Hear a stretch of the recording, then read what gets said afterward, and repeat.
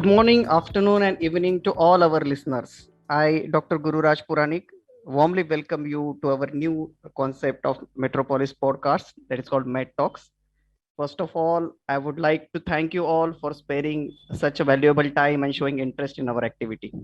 Let me briefly introduce myself. I'm Dr. Guru Raj Puranik, working as a doctor in charge and consultant pathologist in a Metropolis Healthcare Limited Global Reference Laboratory at Vidya Vihar, Mumbai. I have an honor to be associated with Metropolis since 5 years. We all know the Metropolis is a chain of international laboratories having 100 plus advanced labs, lot many labs at lot many locations and lot many technologies for diagnostics. And it serves is through the some specialized approaches like the specialty branches. Today's podcast is hosted by our neuro division, which is a scientific division which is basically conceived to offer comprehensive diagnostic services which are dedicated to the neurologist and neurosurgeons. This branch covers wide variety of diseases like infectious diseases of nervous system, autoimmune disorders, neurodegenerative disorders, demyelinating disorders, etc. And this is done by through a lot many tests that of different varieties. For example, from the basic immunoassays to the ELISA techniques, immunoblot techniques, immunofluorescence techniques, and all the advanced techniques have been covered with an experienced staff and including the NGS technology also. Uh, to make this happen today, we have along with us Dr. Lavin George Tommy, who is a DM neurologist and who is currently working as a consultant neurologist at St. Mary's Hospital, Thodupuza. Hello, sir. Good evening. How are you? Hi, good evening to Yes. all. Yes, to all our listeners, I would like to introduce our my co-speaker today. Dr. Loving George is, as I mentioned, is currently a consultant neurologist after he's completed his basic educations from St. George Medical College, Bangalore. He had done the postgraduate training in internal medicine under Dr. R.N. Sharma. And he also has worked as an assistant professor in internal medicine in Konnur Medical College, and then he started his venture for DM neurology. Sir, would you like to tell us how you about your neurology journey? What are the basic branches that you were most interested, sub branches in the neurology? Basically, seizures, neuroimmunology, the branches I am very interested in neuroimmunology. Yes, yes. And accordingly, you have some good papers and publications that win the best paper award. You have won the best paper award in APICON 2015, Polt at Gurgaon, and best poster presentations in KAN 2019. And you have also have some few case report. Recently, you published one case report. Would you like to tell us, sir, something regarding this case report? What it is about? That's a case reports I have done a sympathetic skin response. That sympathetic skin response mainly Parkinson's as well as atypical Parkinson's. How it is useful. Basically, we will detect this atypical Parkinson's very early during the sympathetic skin response. Okay, okay, okay. This looks very interesting, sir. And as like me, I think all our listeners from all over the globe, the neurologists, the general physicians, the aspirant PhD holders and postgraduate students, budding pathologists, everyone will be eager to have a look at our two interesting cases that we are going to do. So shall we start with our first case? Yeah. First case is about 17-year-old boy who was attending a dental clinic for dental procedure. While he has completed his procedure, he was planning to go home. And when the patient was getting into the car, his mother noticed that he had repeatedly clenching his teeth and showing grimacing movements. And he was behaving abnormally. He was not answering inquiries and was staring at the mother vacantly.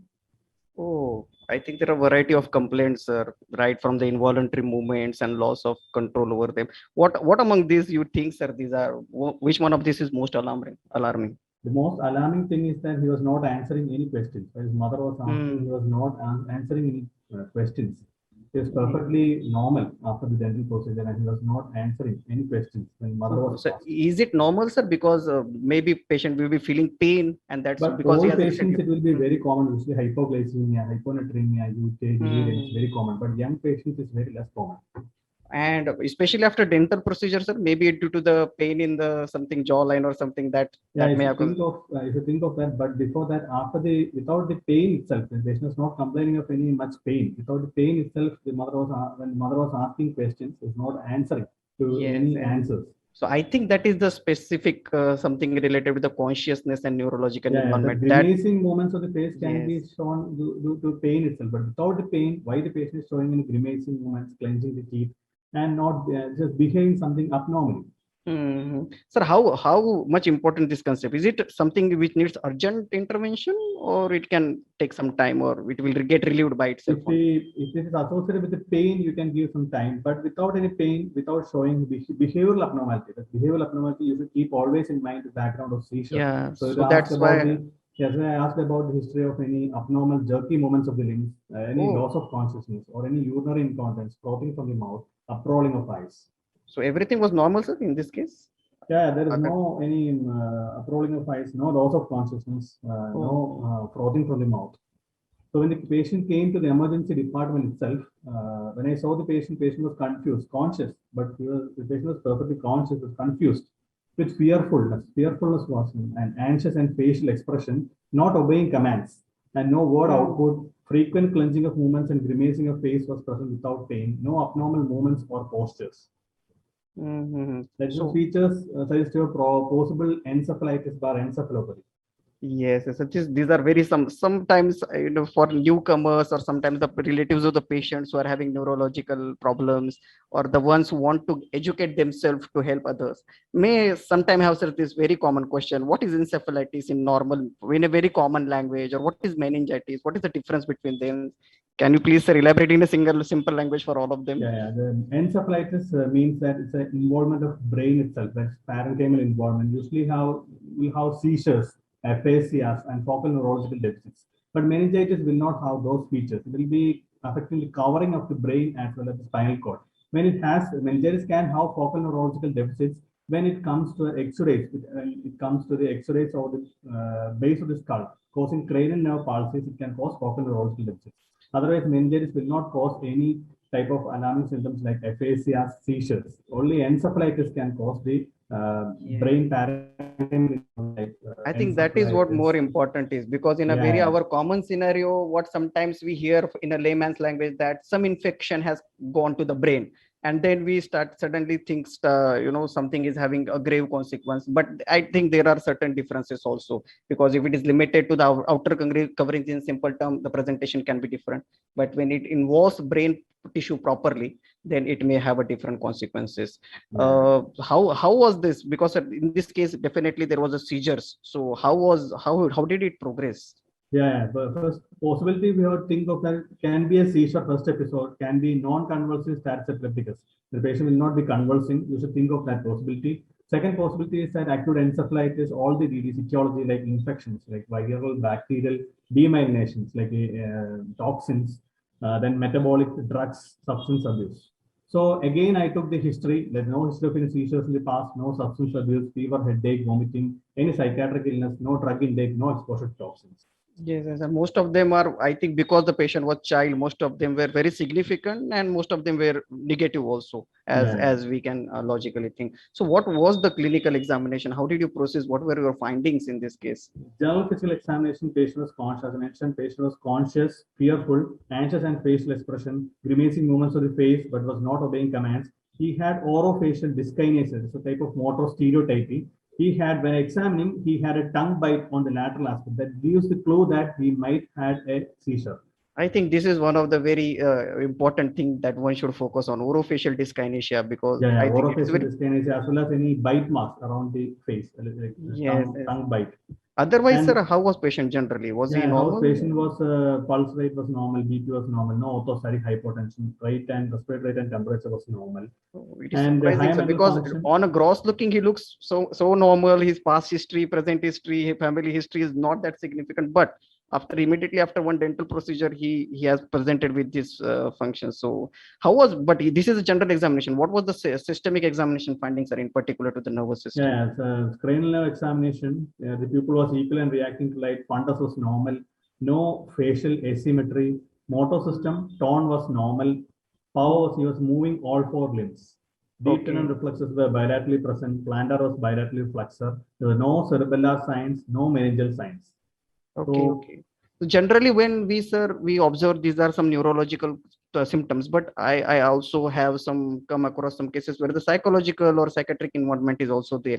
Was this evident in this case? Yeah, it was very evident. So we can see that first a psychiatric symptom, the form of anxiety and fear.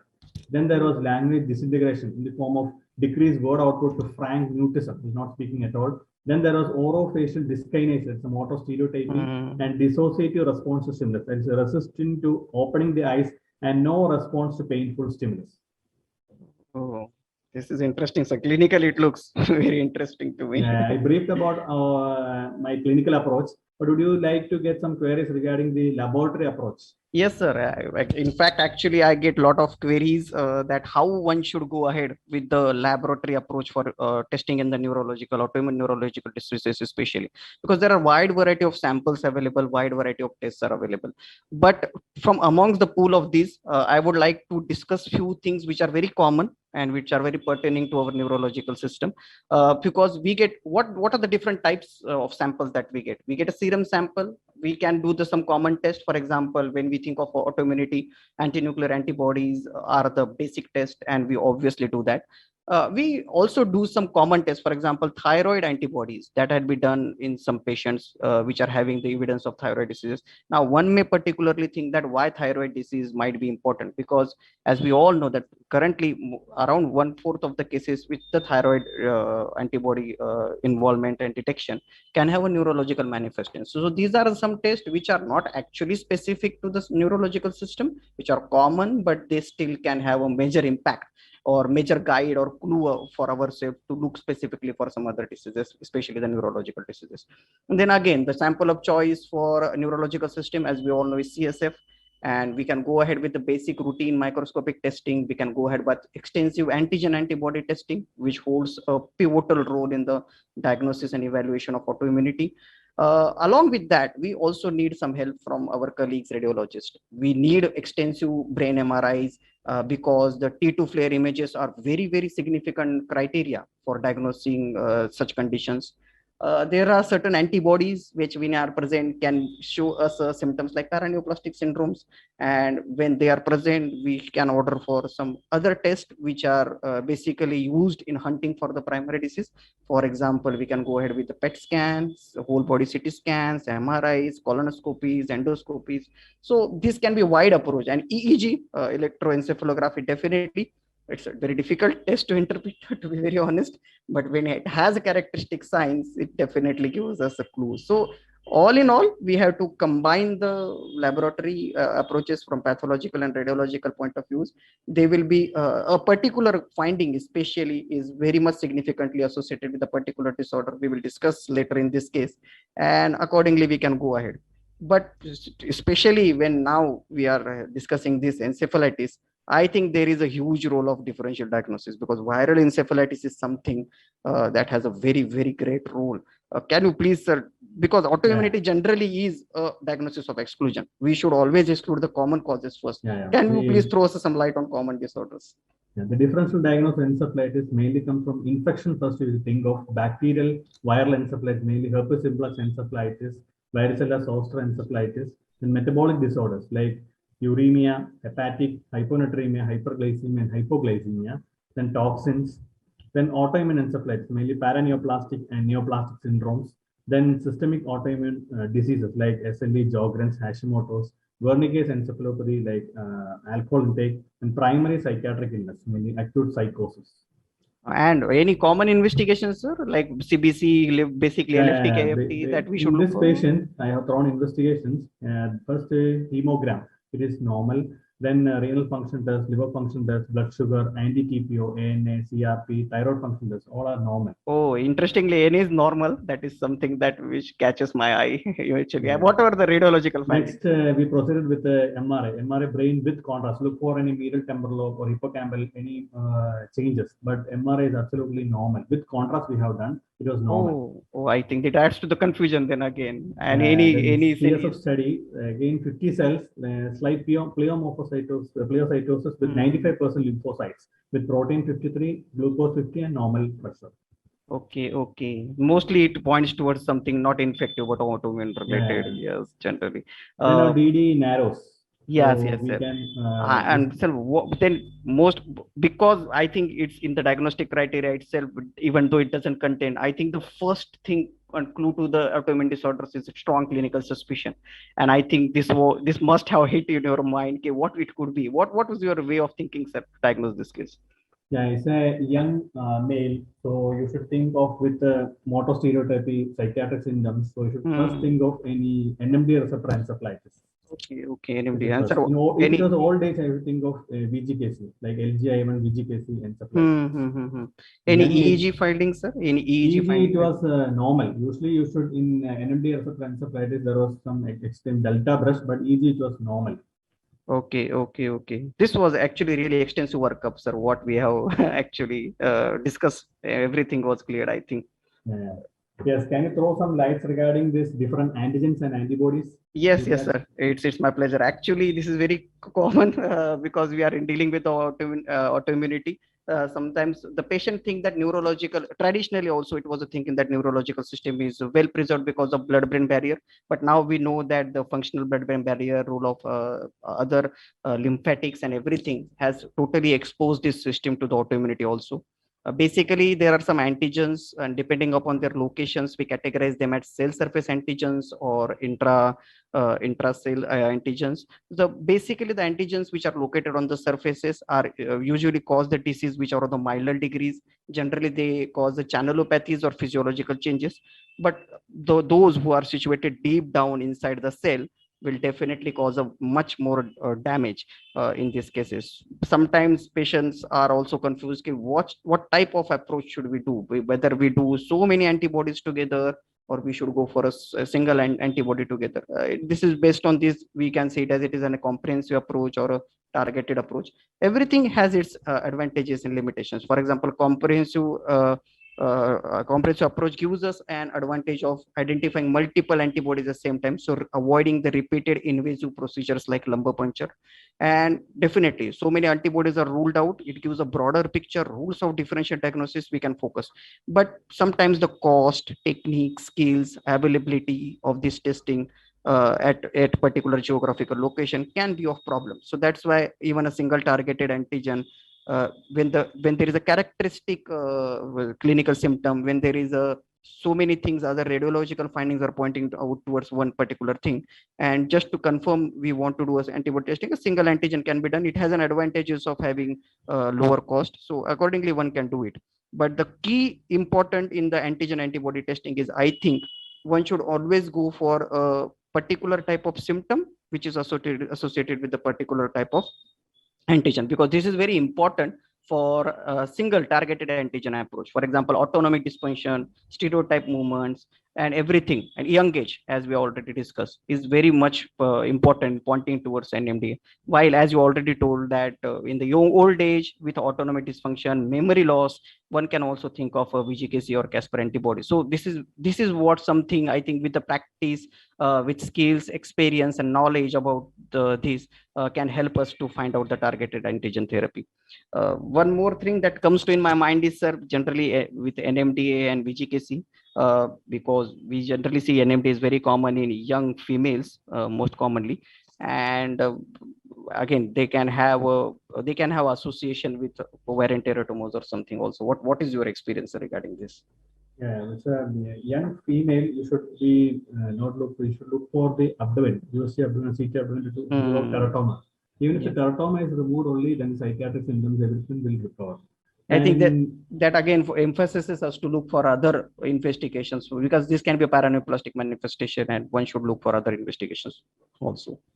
you should always look for the lung involvement, small cell lung cancer. Yes, yes, yes. Again, it's a role of PCR is also very important to rule out the infections. But again, PCR can be, sometimes misleading. For example, if the viral load is very low in the CSF, below the detection threshold, it can sometimes can cause these disorders. I think we have pretty much covered, sir, everything in this case. But how to manage this case? Are they easily manageable? How was the response to the therapy in this case? Yeah, initially we tried with steroids, that IV methylprednisolone 1 gram per day for 5 days. Then, if the patient is not responding, IV immunoglobulin. In this patient, his perioral dyskinase are reduced on second day and disappeared completely on third day of IVIG. Even if after steroids is not completely resolved, so we offered IVIG. Yeah, after IVIG, his second day, perioral dyskinase reduced and totally disappeared on third day. He was making good eye-to-eye contact during conversation with good word output. Excellent. Sometimes they call it as a retrospective confirmation. If the treatment also works, the diagnosis is confirmed. So I think this was very great response to the treatment also. And any future risk in this child in particular? Usually, no risk. No risk, no risk. Okay. Uh, Thank you, sir. I think this was a very comprehensive discussion regarding NMDA antibodies. And I think we can let us proceed to another case now from the same system, same kind of features, and try to fix the puzzle. Can we go on the second case, sir?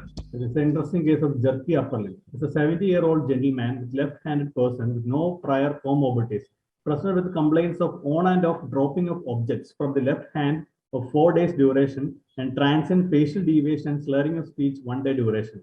No loss of consciousness or any generalized tonic-clonic seizures. I think it is completely different now. From child to we are moving to now an old patient. From facial movements only, we are moving now to the generalized movement disorders or something. How was the other examination findings, sir? On examination, he was having no focal neurological deficits, no vascular risk factors. Initially, I considered the possibility of transient ischemic attack, seizures, myoclonus. It looks very interesting, sir. Old patient, feature suggestive like stroke, but no vascular history, no neurological impairment. It looks very difficult, but how did you proceed then? What led you to think that it could be a neurological case? The MRI brain showed only small vessel ischemic changes. MRI angiogram was normal. He was started on dual antiplatelets and statin, thinking of a TIA. Next day, he was having multiple episodes of facial deviation, jerky movements with abnormal posturing of the left upper limb, each episode lasting few seconds. These episodes were stereotyped and occurring during sleep as well. So I think initial failure of the treatment, and again, so much prominent neurological symptoms now evident in this case. Yeah. So have we started any neurological treatment? Yeah. EEG was normal. Still, I started anti-epileptic medications. But again, these events were occurring more than 100 times per day. Even though my God, 100 times. Complaint. He was while examining him, nothing was seen. So what I do was I asked the bystander to take a video to notice me for the any abnormal movements. It is okay. And this highlights an importance of high clinical suspicion. Yes, past history was insignificant. Radiological examination was not clearly giving any clue towards the etiology. Common treatment measures were also not useful. So in that video, which I have seen, there was dystonic posturing of the left upper limb and facial deviation to right lasting for a few seconds, which were again suggestive of a facio-brachial dystonic seizures. And there we are, I think, with that particular movement or any symptom that we are looking at, which can guide us to a particular disorder. Which disorder then, sir? Can you guide us? Facio-brachial dystonic seizures is highly suggestive of LGI1. Yes. Which inactive LGI1 encephalitis, that's autoimmune encephalitis causing antibody against voltage-gated potassium channel. It's a rare condition. Retaking the history, he was having this dystonic posturing with dropping of objects from the left hand for past 1 year, but once in 2 to 3 months. Okay. Yes, again, then strong clinical suspicion, as we discussed, neuromyotonia, autonomic dysfunction, memory loss, limbic system involvement. Definitely, all these are the clues for VGKC antibodies. One of the key take-home message. Okay, and how did we process them? What was the other examination findings? Then we do MOCA test. MOCA test, he was having 22 out of 30. Serum VGKC was sent. It was strongly positive for LGI1 antibody. That confirms the diagnosis, a very early diagnosis, which can prevent the brain loss and sometimes brain damage, which can be irreversible.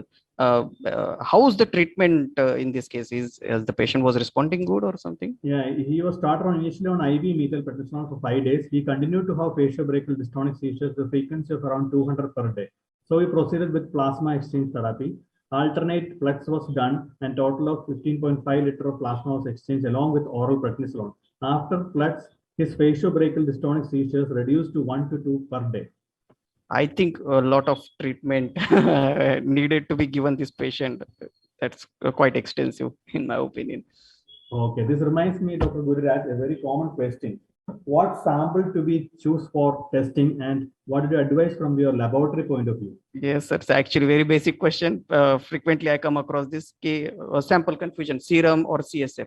So generally, as we know, CSF is very system specific, and whenever available, CSF must be taken.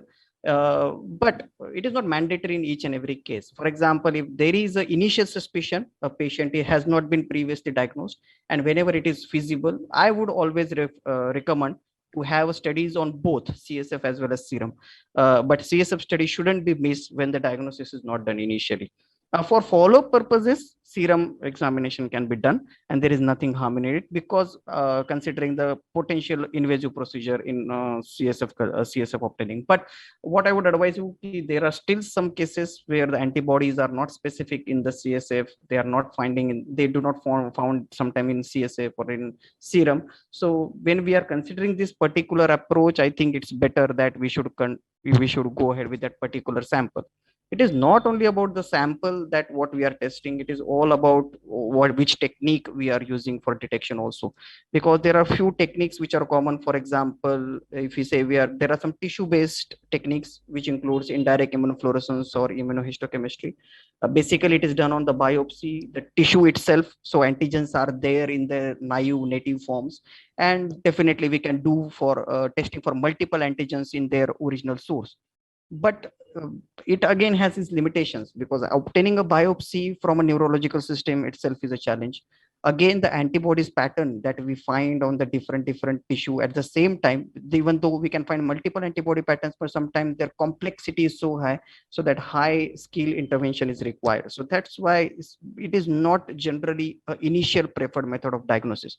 Then comes us to our mind the testing from serum and or CSF by more common techniques like ELISAs or Western blot or line blot assays. In ELISAs or blot assays, what we do, we are actually extracting the antigens into the third medium, and then depending upon the procedure, ab sandwich assay, or depending upon their fixation to the particular antibodies, we will do it the examination by ELISA or blot testing. Both of them have this advantage that the quantitative results we get, and these are especially important for monitoring to the response to the treatment. So once the patient is started on the treatment, the ELISA based or Western blot test, line blot test, best test are very important.